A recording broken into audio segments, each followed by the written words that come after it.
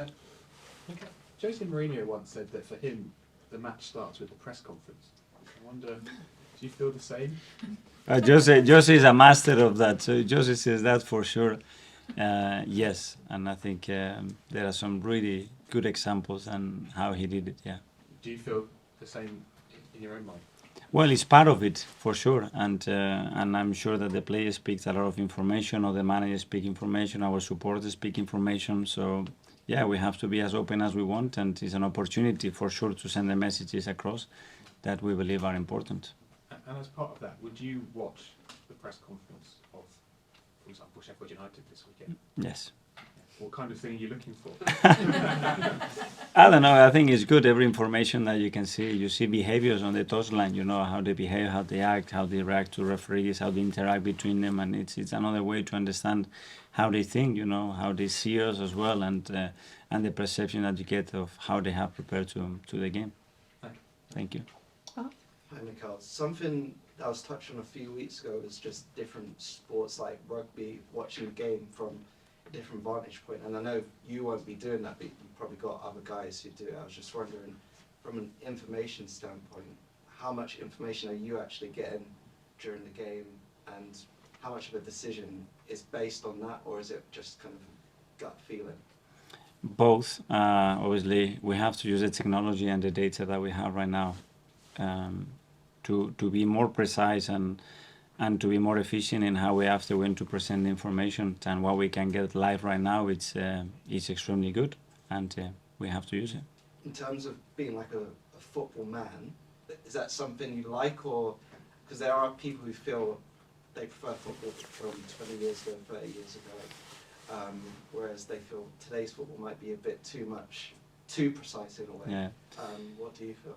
I live the present, and the present is what we have right now, you know, and try to use every single tune in a way that that empowers your qualities, you know. If there are certain things that are going to take things from your gut feeling or decision making, depending where that information is coming from, can be dangerous, but at the same time it can be really powerful to open your eyes to something else. And as a young manager, I was just wondering, was that something you were really kind of aligned with when you were doing your coaching badges, for instance, and has it changed much since? It has changed, it has evolved, and I'm sure it will evolve. Like it evolves the way that you make decisions to pick your lineup or your squad, or the way you speak to the team, and when you speak to the team, and what your message is on match day, and what is the content tactically on your match day, or how you review games. Everything evolves, but evolves as well because these guys evolve as well, and what they need today might be different to what they need in 3 months or in 6 months, and you have to keep your eyes open to that. You touched on a minute ago about touchline behaviour. You got another yellow card last weekend, and I think After the game, eh? Yeah. In the game, I was good. You're one game away from a ban now. How much would that affect you if you weren't on the touchline with your players? Well, I've been at home twice with COVID, you know, so I will be closer. Hopefully, they allow me to be closer if that's the case than being on a Zoom call. Obviously, I don't want to go through that. I will try to not to be in that position.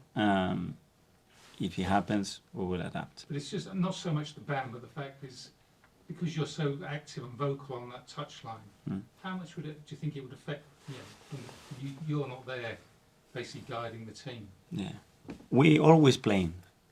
So I don't know why we get 3 yellows and the players can have 5. You know, we are there every minute of every game. You know, some players on the bench, sometimes they are injured, but we are there. We can have only 3 yellows. Players can. It's not fair, no? But I mean, you seem to be getting them for pretty. I don't know. Don't seem to be that serious. You didn't listen to that conversation, so maybe I said some beautiful things, but maybe my English is not good enough. Do you think you will ever be able to change your sort of? Yes. Well, I think I'm changing. I want to think that. If you think different, let me know. But I think yes, for sure. Thank you. Yeah.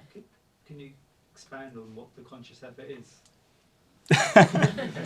Basically, I don't want to get sent off, and I think sometimes when I look at myself and I'm so agitated like this, I think it can give an image that I don't think is the best, and sometimes maybe for the club. So sometimes it's difficult with certain decisions when you are there in the heat, you know, because as well you are representing the club, you want to defend them.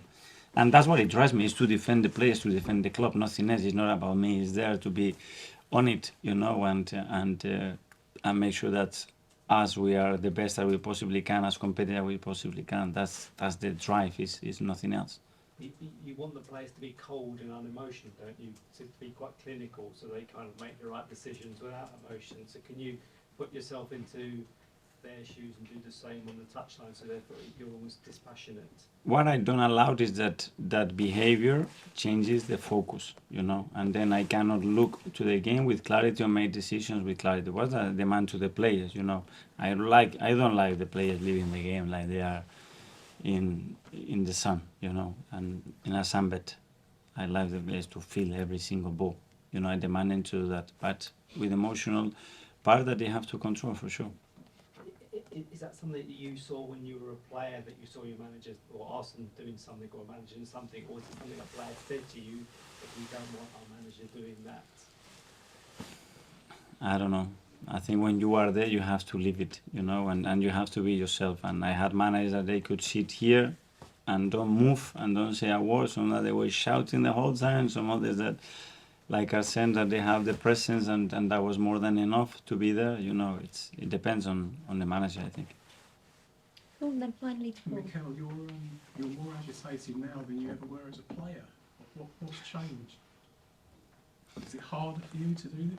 No, I don't think. I think if you ask players that play with me, I would say I was always on their backs. So, yeah, I don't know. It's who I am. Probably in 10 years' time, I will be very different. You think you can change? I think I will evolve in many ways, you know. I don't see it as something, I think something bad if it affects the team in a bad way, you know. If I'm making decisions that is putting the club under pressure, the players under pressure, if it's to get them support and allow them to live the game better and make better decisions, I would continue to do it. Yeah.